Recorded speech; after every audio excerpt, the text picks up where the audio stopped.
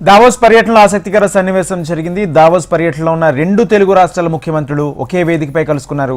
దావోస్లో జరుగుతున్న world economic forum summit కు వెళ్తుండగా జ్యూరిచ్ ఎయిర్పోర్ట్లో చంద్రబాబు, రేవంత్ రెడ్డిలు ఎదురుపడ్డారు. కాసేపు రెండు రాష్ట్రాల్లో జరుగుతున్న అభివృద్ధి కార్యక్రమాలు, వివిధ పెట్టుబడులపై ముఖ్యమంత్రుల మధ్య చర్చ జరిగింది. దేశం బయట ఒకే వేదికపై రెండు తెలుగు రాష్ట్రాల సీఎంలు భేటీ కావడంతో ఆసక్తికరంగా మారింది.